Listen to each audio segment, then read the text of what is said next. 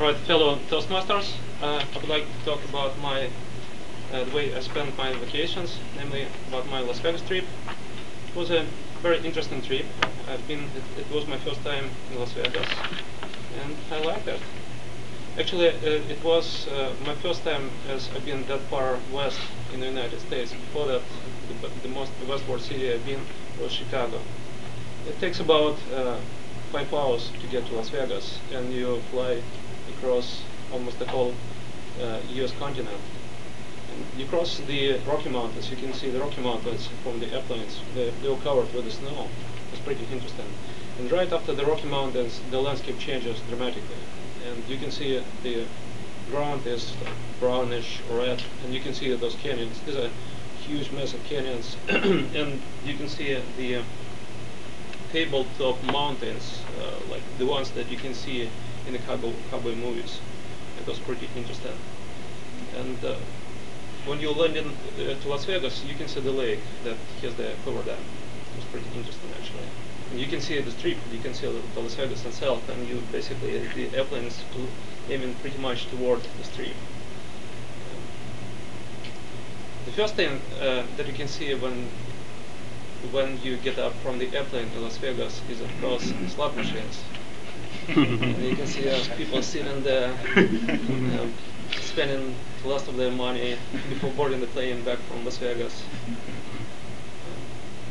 When we got out of the airport, the first thing, you need to take a bus to your hotel, to the casinos.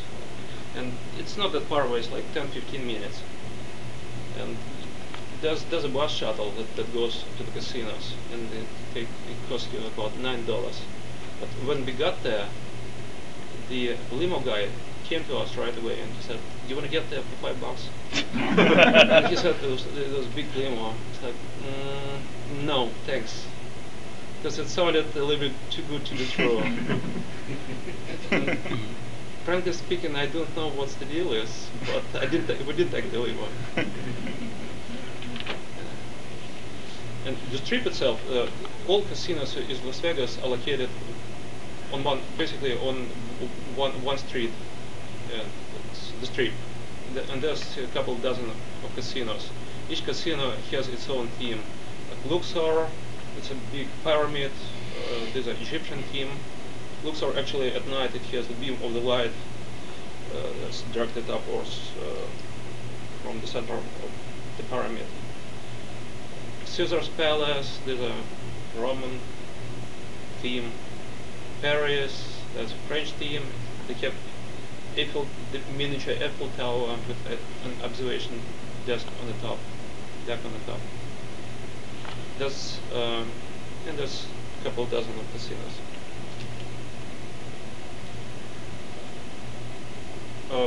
I like the fountains in front of the Bellagio casino. They have big. It's like fountain show. They have the fountains. It's like they repeat it every 15 minutes.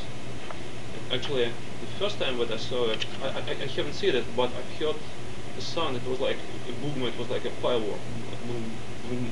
And at first I didn't realize what it was, but what I found, these are the fountains. They shoot that massive amount of water upwards, and it produces like a boom, it's like in a firework. The show is pretty spectacular, pretty interesting. And the strip itself, it's not very long. You can walk from one side to another side within one hour or so. You can take buses. The traffic is just crazy over there. I was very glad I'm not driving in over there.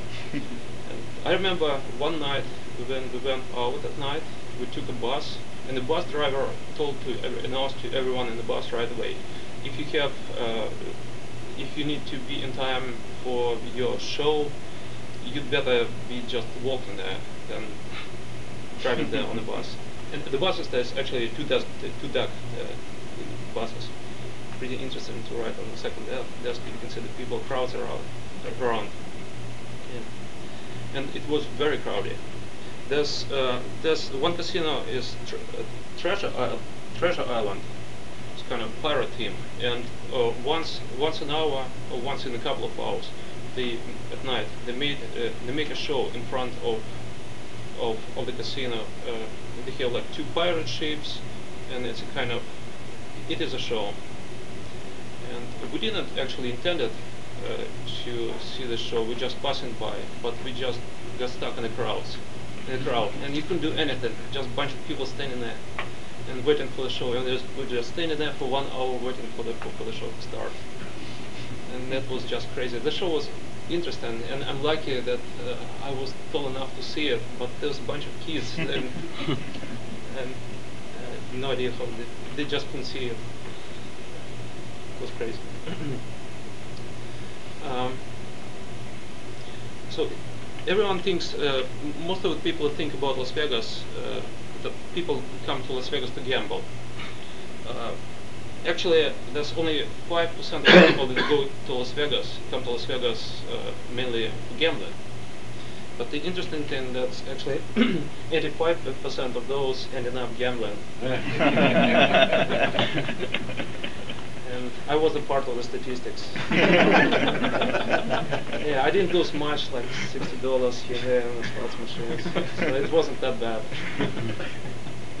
And actually, I can see the tricks. Yeah, the trick is wherever we go, you can see those slot machines. So if you need to go to a restaurant, and basically you come to the casino and you walk in through those slot machines. Or just wherever we go, you need to walk through them. Or if you're tired, you need to sit, and the only place to sit is front of the slot machine. And the interesting thing about those casinos that no casinos have. It's a known fact that none of the casinos in Las Vegas they have clocks.